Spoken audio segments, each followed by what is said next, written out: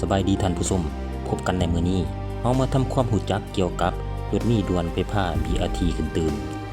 การตั้งสถานีรถเมล์ด่วน BRT อยู่กลางถนนแม่นย้อนเหตุผลหลักๆดังนี้เพื่อให้รถเมล์ด่วนไปได้ไวขึ้นการมี2ทางที่สัญจรเฉพาะอยู่กลางถนน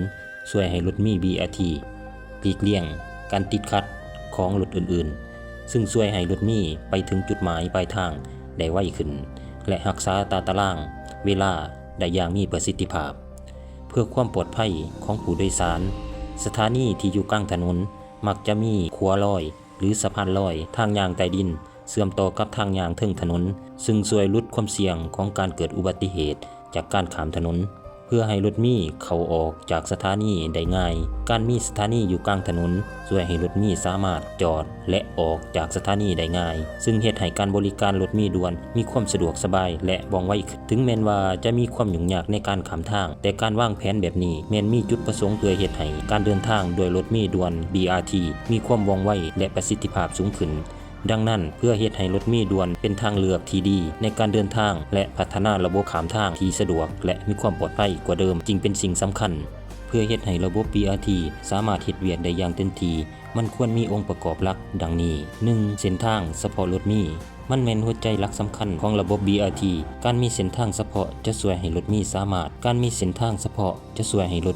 ารถเคลื่อนที่ได้โดยบ่มีอุปสรรคจากรถยนต์ส่วนตัวเฮ็ดให้การเดินทางได้ไวขึ้นและเป็นไปตามเวลาที่กำหนด 2. สถานีรถเมล์คุณภาพสูงสถานีควรถูกออกแบบให้มีความทันสมัยและสะดวกสบายสำหรับผู้โดยสารมันควรมีระบบสื่อปีแบบอัตโนมัติป้ายบอกทางและตารางเวลารถเมล์อย่างชัดเจนและมีสิ่งอำนวยความสะดวกอื่นๆเช่นที่นั่งหลังคากันแดดกันฝนและทางเข้าออกที่สามารถเข้าถึงได้ทุกคน 3. รถเมล์ต้องมีความทันสมัยรถเมล์ที่ใช้ในระบบ BRT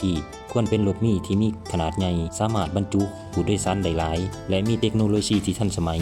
นอกนั้นควรเป็นรถเมล์ที่เป็นมิตรต่อสิ่งแวดล้อมเช่นใช้พลังงานไฟฟ้าหรือไอแก๊สธรรมชาติ 4.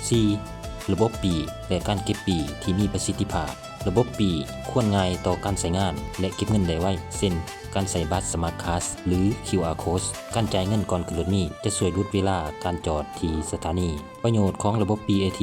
ไวและมีประสิทธิภาพการเดินทางโดยรถเมล์ BRT จะใช้เวลาน้อยกว่าการเดินทางโดยรถส่วนตัว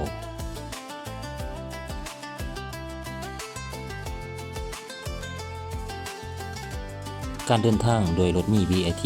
จะใช้เวลาน้อยกว่าการเดินทางโดยรถเมล์ทั่วไปลดผ่อนการสัญจรที่แออัดการมีเส้นทางเฉพาะจะช่วยลดผ่อนการแออัดของการสัญจรในตัวเมืองเป็นมิตรกับสิ่งแวดล้อมการใช้รถเมล์ที่ปล่อยมลพิษน้อยจะช่วยปรับปรุงคุณภาพอากาศในตัวเมืองราคาบ่แพงค่าบริการโดยปกติแล้วจะถูกกว่าการขนส่งสาธารณะอื่นๆเช่นรถไฟฟ้าระบบ BRT มีการวางแผนที่ดีช่วยปรับปรุงการขนส่งสาธารณะให้มีคุณภาพสูงขึ้นและเฮ็ดให้ชีวิตการเป็นอยู่ของประชาชนในเมืองดีขึ้น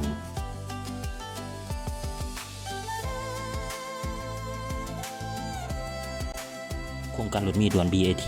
เป็นโครงการที่มีท่าแห่งสูงในการนำพานครหลวงเวียงจันทร์ไปสู่ความทันสมัยเป็นเมืองที่น่าอยู่และเป็นมิตรต่อสิ่งแวดล้อมแต่การจะเฮ็ดให้โครงการนี้ประสบผลสำเร็จได้อย่างดีแท้นั้นแม่นขึ้นกับการมียุทธศาสตร์อันหอมด้านการร่วมมือระหว่างภาครัฐภาคเอกชนและประชาชนถ้าสามารถแก้ไขสิ่งท้าทายต่างๆได้โครงการ BRT นี้จะกลายเป็นบาทเก่าอันสำคัญในการพัฒนาตัวเมืองให้ทันสมัยและมีความยืนยง